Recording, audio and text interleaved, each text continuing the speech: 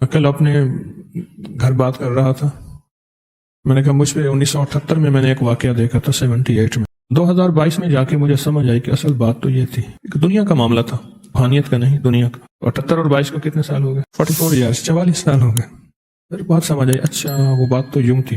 ساری زندگی انسان سیکھتا ہے، سیکھتے اور قصہ بھی عجب ہے، جب کچھ سیکھ جاتا ہے تو اسرائیل بھی آ جاتا ہے۔ لیکن انسان سیکھتا ہے ساری زندگی، انسانوں سے بھی سیکھتا ہے، جانوروں سے بھی سیکھتا ہے، حوادث سے بھی سیکھتا ہے، واقعات سے بھی سیکھتا ہے، عبرت سے بھی سیکھتا ہے، انتقام سے بھی سیکھتا ہے، انعام سے بھی سیکھتا ہے۔ زندگی کی بیتے گزرے واقعات سے انسان ساری عمر سیکھتا رہتا ہے، اور سیکھتے اگر کوئی سیکھنے کا جذبہ رکھے تو زندگی بہت بہترین گزرتی ہے، لاجواب گزرتی ہے۔ اگر کوئی سیکھنے کا جذبہ رکھے، رب کی ہر چیز میں ایک سبق ہے، عبرت ہے، اللہ کے ہر نظام میں ایک سبق اور عبرت ہے، اور یہ پھیلا ہوا قدرت کا سارا نظام ہمیں کچھ بتا رہا ہے، ہمیں کچھ زندگی کا سبق دے رہا ہے۔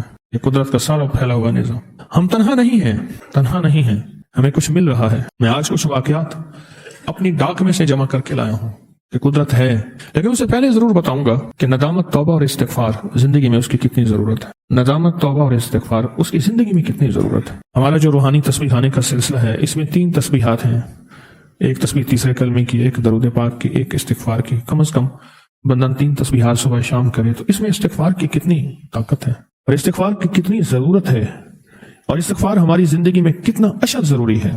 استغفار ہماری زندگی میں کتنا اشد ضروری ہے۔ یہ نستغفرک ونتوب الیک، یہ استغفار ہے۔ استغفر اللہ، یہ استغفار ہے۔ رب اغفر وارحم وانت خیر الراحمین، یہ استغفار ہے۔ لا الہ الا انت سبحانک انی کنت من الظالمین، اسم اعظم بھی ہے، استغفار بھی ہے۔ استغفار ہے استغفر اللہ الذی لا الہ الا هو الحی القیوم واتوب الیہ، استغفار ہے استغفر اللہ ربی من کل ذنب واتوب الیہ۔ یہ سارے استغفار ہیں، لیکن اس کی زندگی میں ضرورت ہے، کیونکہ زندگی میں سب سے زیادہ بہترین شخص وہ ہوتا ہے جو اپنا جرم کا اعتراف کرتا ہے۔ بندے کے سامنے جرم کا اعتراف کریں، غلطی کا اعتراف کریں، یا سزا معاف ہو جاتی ہے یا کم ہو جاتی ہے۔ میرا اللہ کہتا ہے کہ جو میرے سامنے آ کے جرم کا اعتراف کرتا ہے اور تنہائیوں میں بیٹھ کے ندامت کے اور توبہ کے آنسو بہاتا ہے، اللہ کے ہاں اس بندے کی بہت قیمت ہے۔ بارش نہیں ہو رہی تھی، عیسیٰ علیہ السلام نے دعا مانگی تو حکم آیا کہ یہاں آپ کی محفل میں کچھ گناہگار ہیں جن کی وجہ سے ہماری رحمت رکی ہوئی ہے۔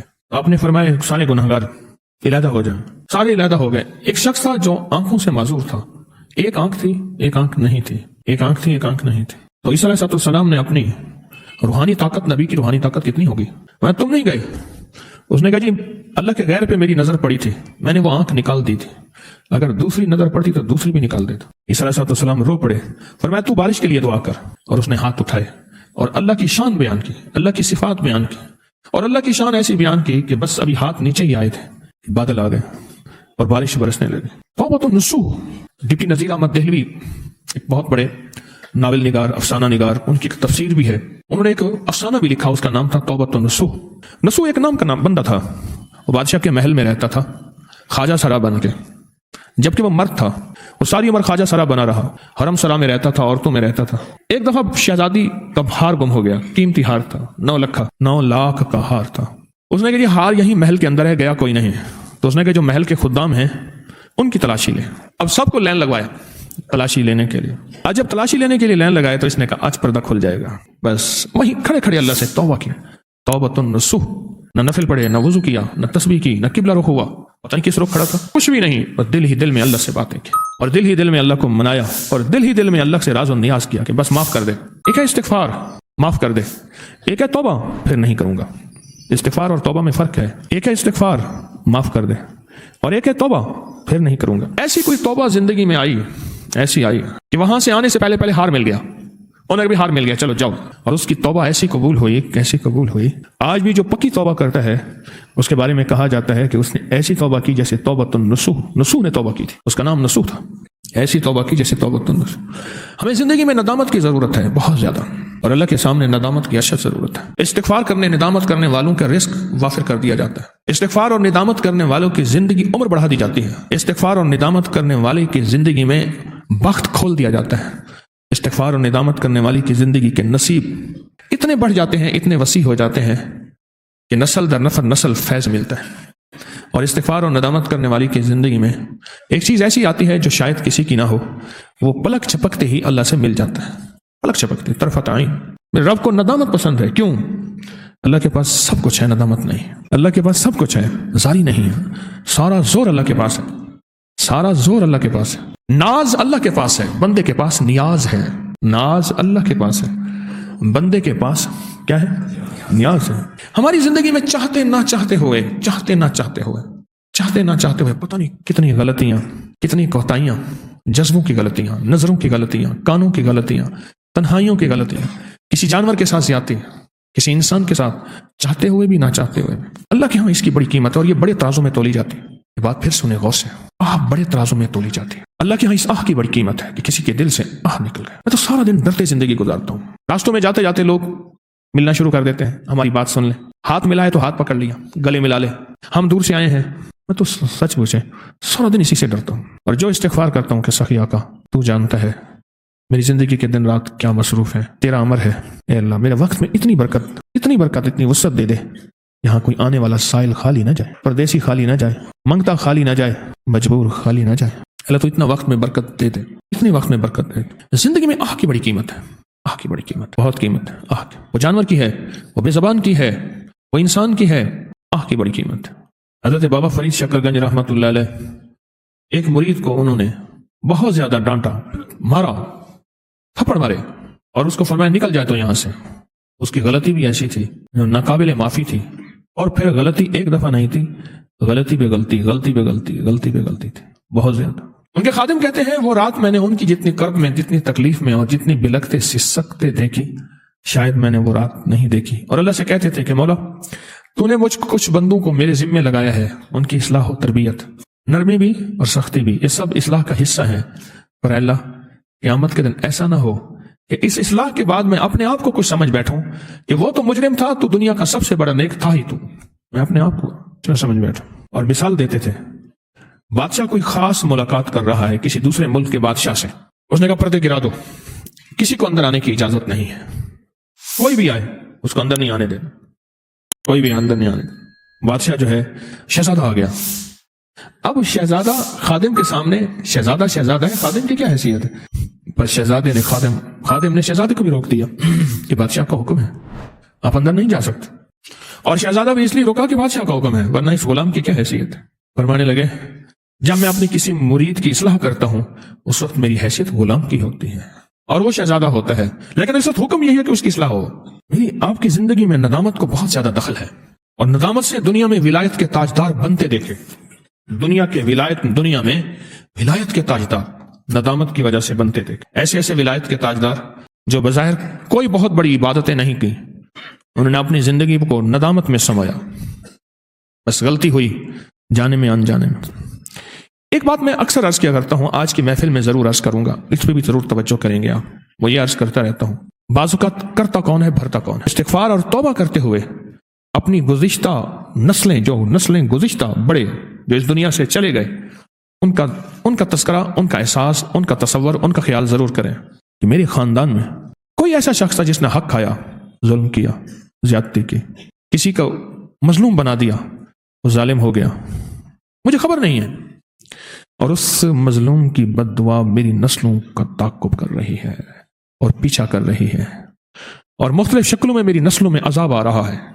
کبھی مال زیادہ ہوتا ہے، یوں کہا کبھی ناراض ہو کے لقمے نہیں چھینتا، سجدے چھین لیتا ہے، سجدے چھین لیتا ہے، سجدے چھین لیتا ہے. اس دن ایک خاتون بیٹھی تھی کہ میں تسبیح خانے آئی، آج سے 10-12 سال پہلے میری شادی ہوئی، اور ایک ایسے گھر میں شادی ہوئی جن کی نسل در نسل میں یہ گناہ ہیں، وہ کبیرہ گناہ تھے، بہت بڑے گناہ تھے. کہا ان کے ہاں یہ گناہ نہیں ہے، یہ رواج ہے.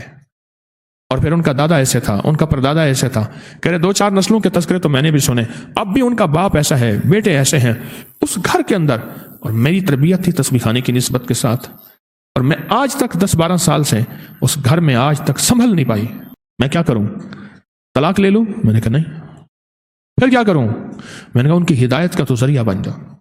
اس کے لیے تجھے بڑا صبر کرنا پڑے گا، بڑا حوصلہ لانا پڑے گا، اور بہت زیادہ صبر، حوصلہ، اور بہت زیادہ، تو ان کی ہدایت کا ذریعہ بن جا. ہمیں تو جانوروں سے ڈر لگتا ہے، ہمیں تو انسانوں سے ڈر لگتا ہے.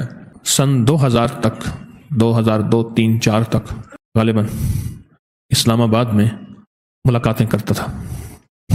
ایک صاحب وہ ہر دفعہ آتے تھے، मरीज आने का नहीं है, वो आईसीयू में और गुज़िश्ता 2.5 पौने 3 साल से कोमे में है, बेहोश है, आप देख लें। मैं गया तो मरीज को देखा तो बिल्कुल बेहोश पड़ा हुआ है। बहुत बड़े अपने शोबे के बड़े थे वो शख्स, मुल्क भर के बड़े लोगों में उनका शुमार होता था। मैंने देखा ना, मुझे कहने लगे कोई कहता है जादू है, कोई कहता है मर्ज है।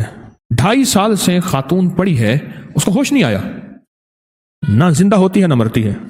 अल्लाह की तरफ से मेरे दिल में कुछ अल्लाह ने छोटा मोटा जो अपने इल्म में से इल्म का ज़रा अता किया है, अल्लाह के पास तो इल्म के ख़जाने हैं। मैंने कहा इसके लिए इस्तिग़फ़ार करें और एक पूरी की पूरी टीम बिठाएं, कोई मुखलिसीन की हो जो इस्तिग़फ़ार करे इसके लिए, और इस्तिग़फ़ार यह करे कि अल्लाह तो इसकी रूह अपने पास ले ले और इसको मौत दे दे, बस इस्तिग़फ़ार करें। उसे कहने लगे मौत? मैंने कहा सच तो यही है जो मेरी समझ में आई है, मैं अपनी समझ का दावा नहीं करता। कुछ अरसे के बाद वहां की एक खातून आई, नर्स, रिटायर होने के करीब थी, तस्बीह खाने से उसकी निस्बत के पता चला कि हजरत आप आए थे वहां, मुझे पता चला मेरी ड्यूटी फलां टाइम की थी, आप फलां वक्त में आए थे, मैं दिन को गया था, उसकी नाइट की ड्यूटी थी, रात की। मुझे तो वो खातून किसी पकड़ में नजर आई है। मुझे कहने लगी हजरत हम बोल नहीं सकते, बड़े लोग हैं। उसकी एक मुलाजमा और उसकी मुलाजमा का बच्चा था, घर में काम करती थी। उसके बच्चे ने उठा के कोई चीज खा ली जो इसके दस्तरखान पे पड़ी थी। इसको गुस्सा आया, अंदर गई तो वो चिमटा जिससे रोटियां उलट पुलट करते हैं गरम, वो चिमटा उठा के मुलाजमा के बच्चे की जुबान उसे खींची। उसकी जुबान जल गई, बेचारा चीखता रहा। माँ उसे ले गई, माफियां मांगती रही माँ। बस कुछ ही अरसे के बाद इसके सर में दर्द हुआ और सर में दर्द के बाद बेहोश हो गई और आज तक होश में नहीं आई। अल्लाह के नबी अलैहिस्सलाम मेरे कमली वाले फरमाते हैं 70 दफा सुबह और 70 दफा शाम इस्तिग़फ़ार करता हूँ। नबी पाक मासूम तो फरमाते हैं मैं 70 दफा सुबह, मैं 70 दफा शाम इस्तिग़फ़ार करता हूँ। वह इस्तिग़फ़ार बुनियादी तौर पे मेरे आपके लिए है, वह इस्तिग़फ़ार बुनियादी तौर पे मेरे आपके लिए है। मुझे बताना है, आपको बताना है, उम्मत के लिए करना है। और अगर इस्तिग़फ़ार हमारी जिंदगी से चला जाए, निकल जाए, तो जिंदगी में वाक़यात आते हैं, मुशाहिदात आते हैं, मुश्किलात और परेशानियां आती हैं। तौबा इस्तिग़फ़ार, तौबा इस्तिग़फ़ार। इस इस्तिग़फ़ार की इंसान को ज़रूरत है, मैयत को ज़रूरत है, बच्चों को ज़रूरत है, औलाद को ज़रूरत है, मौजूदा नस्लों को ज़रूरत है, आने वाली नस्लों को ज़रूरत है। अब एक वाक़या बता रहा हूँ। एक खातून की उनके घर एक बिल्ली आकर दूध में मुंह मार देती थी या फिर कभी दूध पी जाती थी। वो उस बिल्ली से बहुत तंग थी। वो खातून ताक लगाकर बिल्ली के इंतजार में बैठ गई। रात को जो ही बिल्ली दूध के बर्तन के पास जाने लगी, खातून ने बिल्ली को दम से पकड़कर घुमाकर दीवार से मारा। उसकी एक दर्दनाक चीख निकली और वो बिल्ली वहीं मर गई। अगले दिन वो खातून किसी काम से घर से बाहर गई। सड़क पार करते हुए तांगे का बम, जिस लकड़ी से घोड़ा जोया जाता है, बांसें होती ना, उस औरत के सीने के आर पार हो गया पसलियों को तोड़ता हुआ, और वह वहीं दम तोड़ गए। एक घराने ने नया घर खरीदा। उस घर के सहन में घना जामुन का दरख्त था, परिंदों के घोंसले थे, परिंदे फल भी खाते थे, उनकी बीठें भी होती थी। उन्होंने दरख्त जड़ से कटवा दिया। सहन में पत्तों का गंध भी होता था। कुछ ही दिनों के बाद वो मालकन घर से बाजार जा रही थी। ऐन सड़क पर हार्ट फेल हुआ और वहीं खत्म हो गई। एक शख्स देसी मुर्गियां ज़बह करके फरोख्त करता था, देसी मुर्गियां ज़बह करके फरोख्त करता था। दुकान सड़क के किनारे थी। देसी मुर्ग अजान जरूर देते हैं। उनमें से एक मुर्ग जरा ज्यादा बड़ा और सेहतमंद था। वो बार बार बांग देता था। और एक बात बता दूं, अल्लाह के हबीब फरमाते हैं जब कुत्ता और गधा आवाज निकालता है वो अजाब को देखता है, और जब मुर्ग आवाज निकालता है वो रहमत को उतरता देखता है। इसलिए फरमाया जो दुआ मस्जिद में दाखिल होने की है, अल्लाहुम्मा इन्नी अस्अलुका मिन फज़लिका, वही दुआ मुर्ग जब बांग दे दिन के किसी वक्त भी, वही दुआ उसके लिए भी है। अल्लाहुम्मा इन्नी अस्अलुका मिन अल्लाह, मैं तुझसे सवाल करता हूं तेरे फजल का, अदल का नहीं, बस अदल का नहीं, तेरे फजल का सवाल करता हूं, तेरी इनायत और अता का सवाल करता हूं, तेरी शफकत और बख्शिश का सवाल करता हूं, तेरे रहम और करम का सवाल करता हूं, अदल का नहीं। अल्लाहुम्मा इन्नी अस्अलुका मिन फज़लिका। और एक रिवायत यहां तक है, मफहूम है, वो लम्हे जिन लम्हों में दुआएं कबूल होती हैं उनमें एक लम्हा वो भी है जब मुर्ग बांग देता है। और मैं जिसने दुआएं कबूल करानी हो, जब मुर्ग बांग दे उस वक्त दुआएं मांगे, दुआएं कबूल होती हैं। तो कहा कि एक मुर्ग बार बार बांग देता था, दुकानदार पिंजरे का ताला खोलकर वही ताला उस मुर्ग के सर पर मारता, जिससे मुर्ग चकरा कर गिर पड़ता, कुछ देर बांग ना देता। यह अमल दिन में कई बार दोहराया जाता। एक दिन वही दुकानदार एक मुर्गी ज़बह करने लगा। अचानक वो मुर्गी हाथ से निकली, सड़क पर भागी। दुकानदार मुर्गी पकड़ने सड़क पर पहुंचा। ट्रक आया, दुकानदार सड़क के नीचे आया, वहीं दम तोड़ गया। अगला वाक्य। कई साल पहले की बात है कि एक नीम सरकारी महकमे में एक ऑफिसर दूसरे शहर से तब्दील होकर हमारे शहर में आया। जिस जगह उसका दफ्तर था वहां बेशुमार दरख्त, परिंदे, घोंसले मौजूद थे और उन्होंने तने में कुदरती सुराख बना रखा था। उसमें गुलहरियों के बच्चे दिए हुए थे। तोतों ने भी उन्हीं खो में अपने घोंसले बनाए हुए थे। उस शख्स ने अपने कुछ दूसरे साथियों के साथ मिलकर दरख्त काट कर बेचने का फैसला किया। गर्मी का मौसम था, जानवर परिंदों के अंडे बच्चों का दौर था। उन्होंने वो दरख्त एक एक करके काटने शुरू कर दिए और कुछ ही दिनों में सारे दरख्त साफ कर दिए। जब भी कोई दरख्त गिराया जाता, उसमें मौजूद परिंदे जिनका उस दरख्त में घोंसला था, गिरे हुए दरख्त के ऊपर मुसलसल चक्कर काटते और अपनी बोली में शोर मचाते। आखिर तमाम दरख्त गिरा दिए गए। रातों रात दरख्त गायब हो गए। ये दरख्त बेचकर जो पैसों का हिस्सा उस अफसर के हिस्से में आया, वो अपनी बीवी बच्चों को लेकर सैर में गया अपनी गाड़ी में दूसरे शहर। जब वो मोटरवे पर पहुंचे तो ऐन सड़क पर गाड़ी में उस शख्स की तबीयत खराब हुई। बीवी बच्चों ने मोटरवे पुलिस को फोन किया, लेकिन मदद पहुंचने से पहले उसका हार्ट फेल और वो दुनिया छोड़कर चला गया। उसके बच्चे बेयारो मददगार अपने रिश्तेदारों की मदद के लिए फोन करते रहे। एक खातून के घर में एक बिल्ली का आना जाना था। वो खातून उसकी अच्छी खासी खिदमत करती थी, यानी उसके खाने पीने का ख्याल रखती थी। उसके दो छोटे छोटे बच्चे थे। रमजान की 27वीं रात थी। वो खातून रात को इबादत के लिए जल्दी जल्दी काम समेटकर वुजू बनाकर इबादत के लिए तैयार हुई। वो बिल्ली आ गई। उसके आने का रास्ता सहन में सीढ़ियों के जरिए था।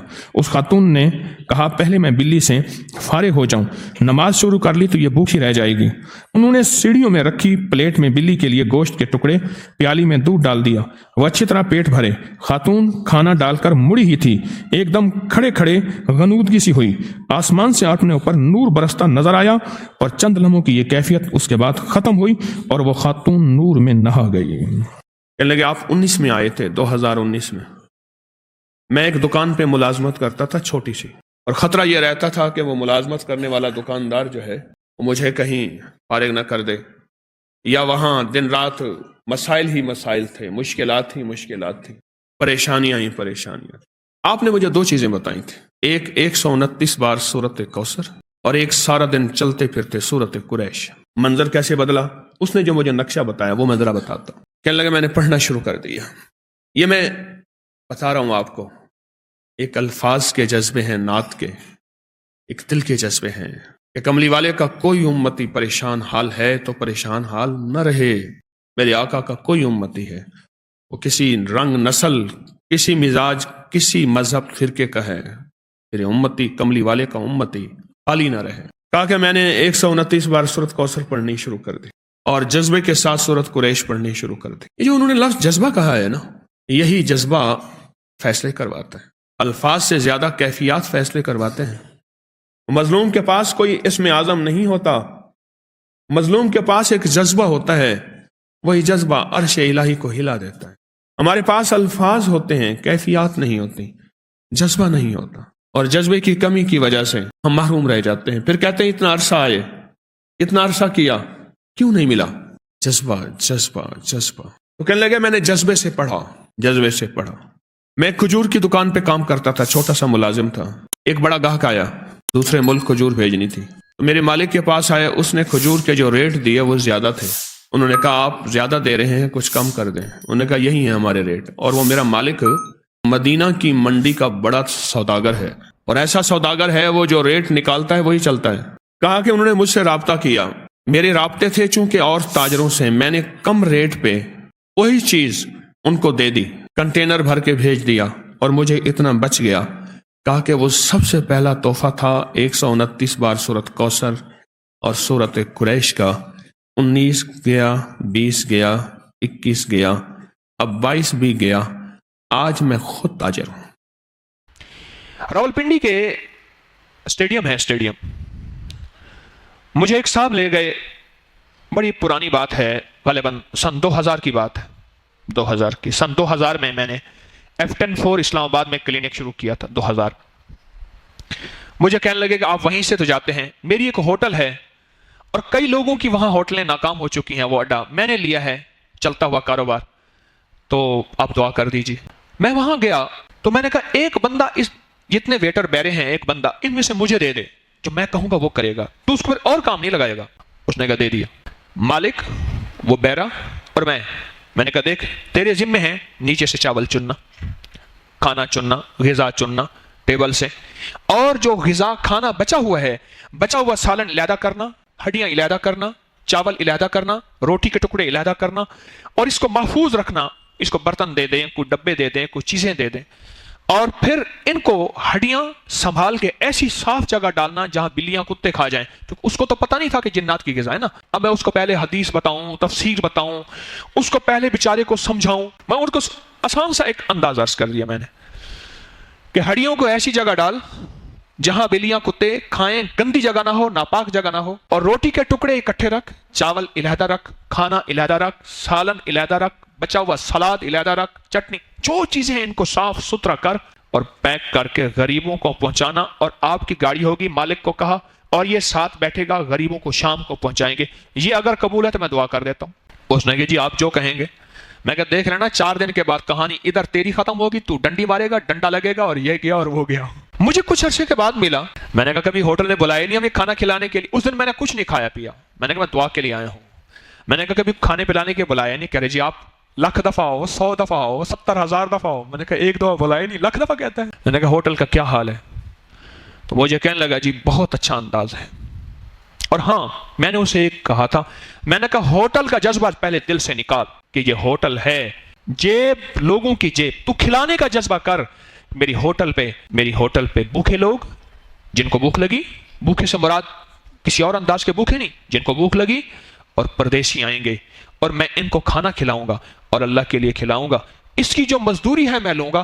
ہوٹل کے جذبے سے نکل، پھر تجھے رب برکتوں کے دروازے تیرے لیے کھول کے دے گا۔ ہوٹل کے جذبے سے نکل۔ مجھے ایک صاحب ہیں بار بار کہہ رہے ہیں جی ہمارے تکہ ہے فلاں چیز میں آئیں۔ ایک دفعہ گیا تھا، اس کے بعد میں نے کہا نو یہاں نہیں جانا، یا تو رزق ضائع ہوتا ہے سارا کا سارا۔ وہ بھی قدرتی چلتے ہوئے رہا، اسپیشل نہیں گیا، راہ چلتے ہوئے کسی کے ہاں جانا تھا، میں کہا نہ پھر نہیں جانا، لکیر لگا کے آ گیا۔ رزق ضائع۔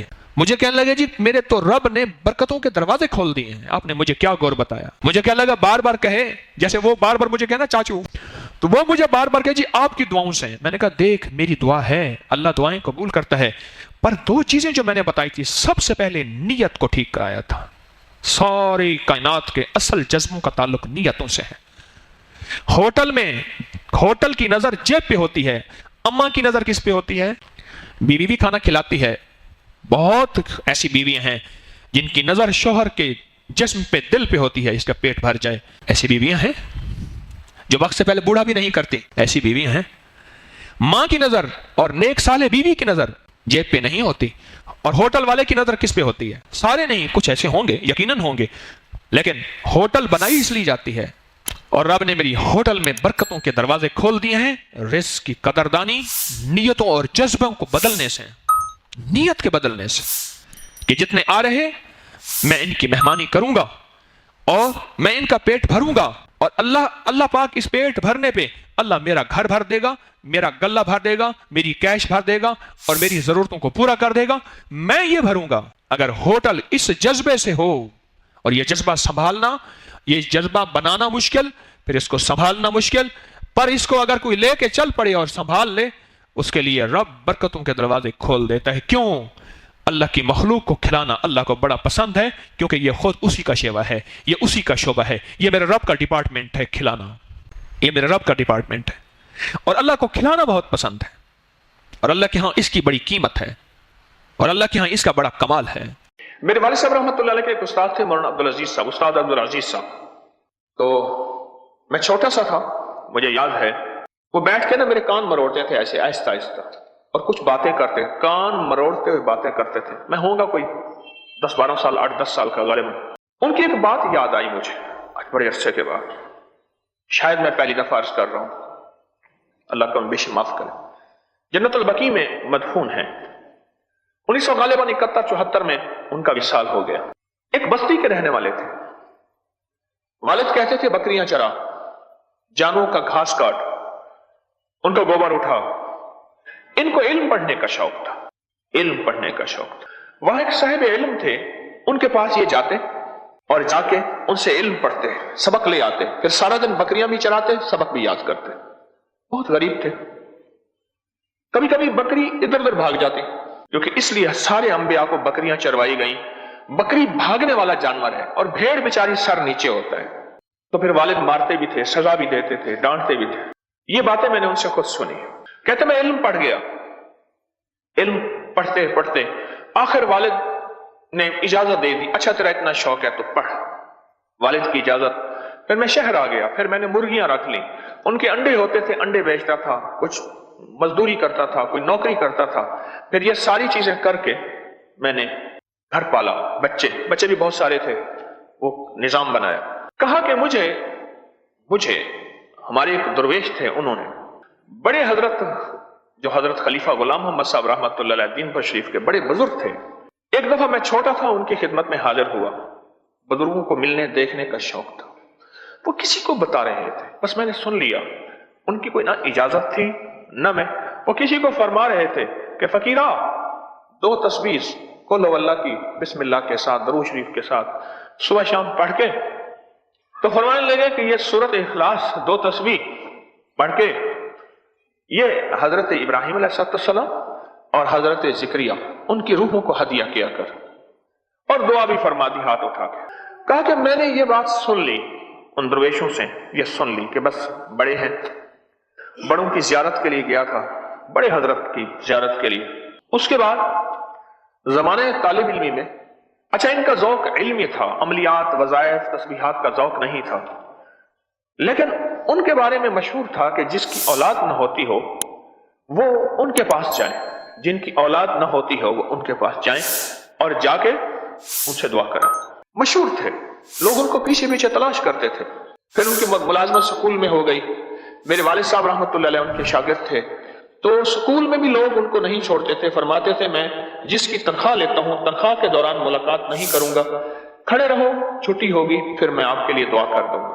दुआ फरमा के कहते थे कि अगर मेरी दुआओं को पानी देना है और मेरी दुआएं अगर कबूल करानी है तो देखो मैं जो अमल बताऊंगा उसको नहीं छोड़ना, और अगर मेरी दुआओं को तुमने पानी ना दिया और मेरी दुआओं को कबूल ना करवाया फिर जो अमल मैं बता रहा हूं उसको छोड़ देना। यानी अगर कबूलियत का राज चाहते हैं, औलाद चाहते हैं, बेटे चाहते हैं, नेमतें चाहते हैं, तो ये अमल कर ले। यकीन यानी अमल होता था। ये मैंने उनसे सुना कि ये वो बताते थे, दुआ फरमाते थे। और एक दफा मैंने अजीब बात सुनी, छोटा सा था, मेरे वालिद साहब रहमतुल्लाह अलैह के उस्ताद भी थे, बुजुर्ग भी थे, फरमाने लगे मैंने खुद सुना, मान लगे कि भाई दुआ तो मैं करता हूं इनकी तसल्ली के लिए, असल में दुआओं के लिए कहता हूं हजरत इब्राहिम और हजरत जिक्रिया को। हाथ उठा के कहता हूं कि हजरत मैं हाथ उठा रहा हूं, आपको ये अमाल का हदिया करेगा और मैं भी आपके लिए हदिया करता रहता हूं। फरमाने लगे मैं भी उनको हदिया करता रहता हूं ताकि कोई अलैक सलैक तो हो, कोई हदिया के साथ बंदा जाए मुंह खावे आंख शर्मावे, कोई अलैक सलैक तो हो। हम हदिया ही नहीं करते बड़ों को अमाल का। अच्छा हम समझते हैं कि पीर साहब के पास जाओ, मिठाई का डब्बा ले जाओ, सूट ले जाओ, कोई मुर्गी ले जाओ, कुछ चीज ले जाओ।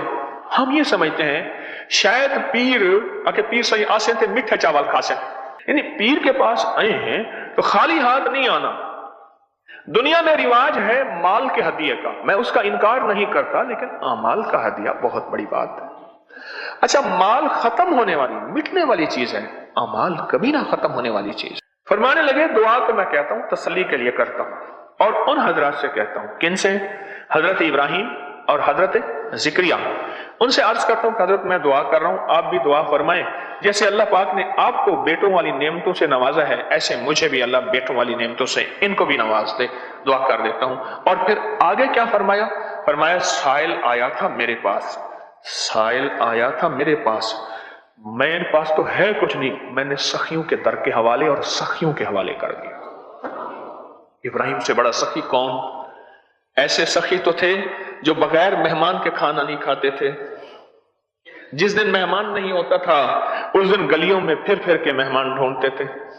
वाह मौला, मैं कितनी बड़ी, मेरे वालिद साहब रहमतुल्लाह के उस्ताद की बात है, वो मेरे भी बुजुर्ग हैं, कि मैं सखियों के हवाले कर देता हूं। میرا در تو خالی ہے، سخی سخی ہے، شہنشاہ ہے. اور یہ جو میں نے اولاد کا عمل بتایا، وظیفہ بتایا ہے، اس سب کو اجازت ہے. اس کو میں نے بے شمار اپنے میرے پروگرام ہوتے ہیں ٹیلی فون کے، یہ جو پروگرام ہوتے ہیں سوشل میڈیا ٹی وی کے، اسے میں بتاتا ہوں. بے شمار لوگوں نے مجھے رزلٹ نتائج دیے.